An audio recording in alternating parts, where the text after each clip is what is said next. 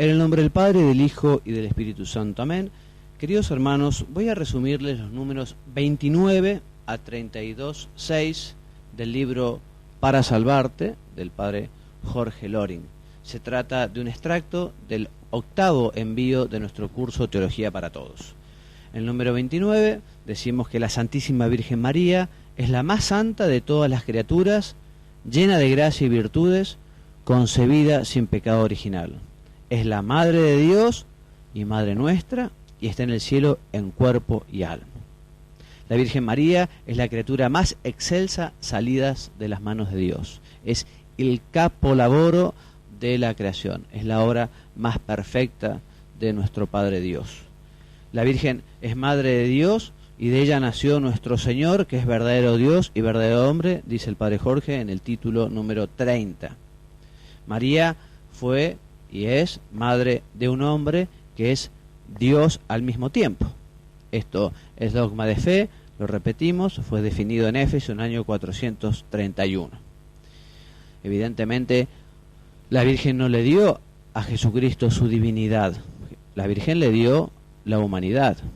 Y un ejemplo que trae el Padre Jorge es el siguiente: una madre que es madre del intendente municipal. No lo era quizás antes de las elecciones. La madre no le dio el cargo de intendente, pero al asumir este cargo, ella se convirtió en madre del intendente. Es una forma de explicarlo. Dios formó, lo sabemos, en las entrañas purísimas de la Virgen, un cuerpo como el nuestro y un alma como la nuestra. A este ser humano, en el instante de la concepción, el Padre unió al Verbo, a la segunda persona de la Santísima Trinidad. Y así el Hijo de Dios quedó hecho hombre sin perder su divinidad. Confirman también la concepción virginal de la Virgen las dudas que tuvo el pobre José al ver que su esposa estaba encinta y no sabía bien qué hacer, hasta que el ángel le explicó cómo había concebido por gracia del Espíritu Santo. Cuando se habla de los hermanos de Jesús, el Padre Jorge lo explica muy claramente, dando muchísimas citas tanto del Antiguo como del Nuevo Testamento. En realidad se habla de los primos o de los parientes de Jesús. En arameo se trataba de la misma manera a los primos, a los parientes, con el nombre de hermanos. La explicación del Padre Jorge es muy detallada y se las recomiendo. Y cuando alguno dice, no, pero se habla de un hijo primogénito, quiere decir que hubo otros. Y el Padre Jorge nos narra que existe una prueba, que es una lápida de una joven mujer hebrea, que dice que ella murió al dar a luz a su hijo primogénito. O sea que Jesús no tuvo hermanos de sangre, la Virgen María no tuvo otros hijos. La Virgen María, es dogma de fe desde el año 641, fue siempre virgen, antes, durante y después del parto. Pasamos al número 33 y decimos que Madre de Dios y Madre de los hombres es la Virgen María. Fue en el momento más importante de su vida, en la cruz, cuando Jesús nos la dejó por madre. Se la dejó a San Juan y en él estábamos representados todos. La Virgen es la Inmaculada Concepción, dogma de fe desde el 8 de diciembre del año 1854, siendo pontífice el Papa Pío IX.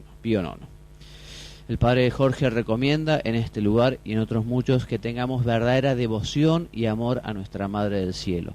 Es verdaderamente nuestra Madre, ella ha tomado esta responsabilidad con muchísimo amor y está tan cerca nuestro. Por eso vale la pena acudir a ella siempre, especialmente en las dificultades y en el momento de la cruz, pero siempre.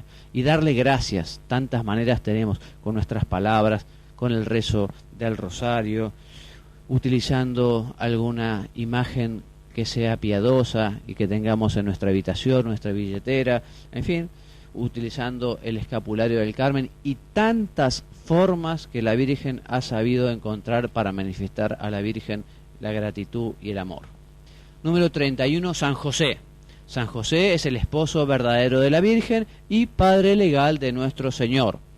Según algunos autores, y este tema es muy interesante, San José era el heredero legal de David. Sabemos que Herodes fue un usurpador él no era judío, era idumeo, y según varios autores, por ser descendiente directo del rey David, les correspondían todos los derechos reales, cosa que después habría heredado nuestro Señor. Nos dice el padre Jorge que para el Antiguo Testamento el padre legal era el verdadero padre, hubiese procreado físicamente o no. Sabemos que San José es un varón justo, un santo, según la opinión de muchos. Si la Virgen fue la criatura más perfecta salida de las manos de Dios, es evidente, es muy factible, aunque la Iglesia no se ha pronunciado, que San José sea la segunda persona salida de las manos de Dios, después de la Virgen María, o sea, con los mejores atributos de cualquier hombre en la tierra después de su Hijo Jesús. Es el modelo de trabajador, por eso es el patrón de los obreros, y también es patrón de la buena muerte, porque seguramente San José falleció en brazos de su esposa junto a su Hijo Jesús. Vale la pena que tengamos una gran devoción a San José, que es el maestro de la oración. Nadie trató tanto a Jesús y a la Virgen como San José. A él vale la pena que acudamos y le pidamos su ayuda y su protección. Y ahora comenzamos a hablar de nuestro Señor Jesucristo. El número 32 nos dice que Jesús vivió más de 33 años. De Jesús ya nos hablan los profetas en la antigüedad. Antes que él naciera, Miqueas nos dice dónde iba a nacer, Isaías cómo iba a ser su pasión, Zacarías también nos habla de él.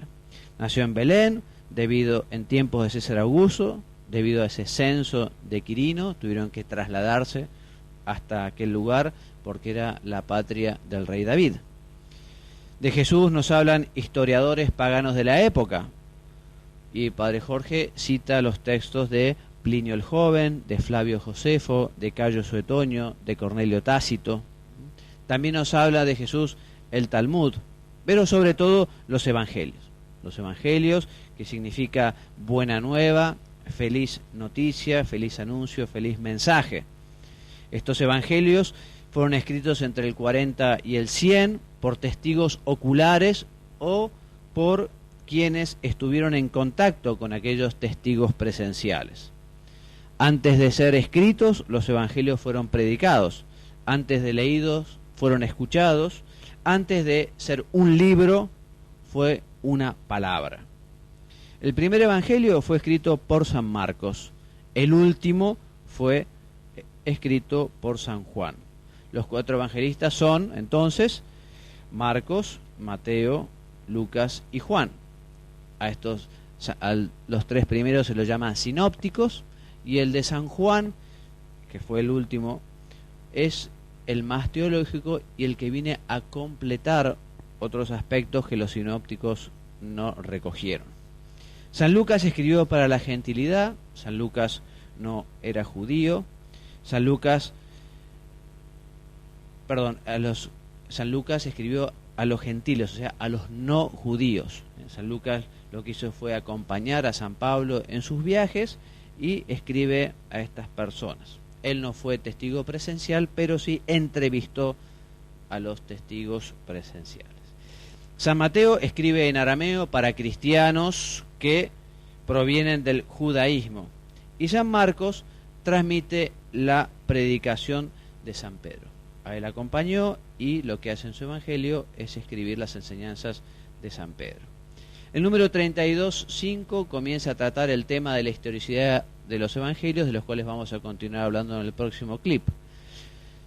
Además de ser clara para todos los críticos, es una verdad de fe divina y católica. La Constitución Dogmática de Verbum del Concilio Vaticano II afirma la historicidad de los evangelios. Existen abundantísimas pruebas de la historicidad del evangelio y vamos a hablar de algunas de ellas. En el siglo II, y el padre Jorge trae el listado de todas las citas, vale la pena que lo vean un poco, tenemos citas de San Irineo, obispo de León, de Papías, obispo de Hierápolis, del Asia Menor. El canon Muratori es otro documento del siglo II, textos de Clemente de Alejandría, de Tertuliano, de Orígenes. Del siglo IV tenemos la extraordinaria labor de San Jerónimo. También estos libros fueron Otra prueba de la veracidad de los evangelios es que estos libros, o sea, los evangelios, fueron escritos para contemporáneos de la vida de Jesús. O sea, que todos los que leían este texto conocían la verdad sobre la vida de Jesús. Aquellos vieron y oyeron las enseñanzas de Jesús. Si hubiesen sido mentira lo que allí se narraba, hubieran sido desmentidas por aquellos. Y sin embargo, no existe ninguna huella, ningún testimonio que lo afirme. Terminamos así entonces nuestro extracto del envío 8, del octavo envío de nuestro curso de teología, y continuaremos hablando de este tema en el extracto del envío número 9. Me despido enviándoles la bendición, que Dios los bendiga y los haga muy santos. Amén.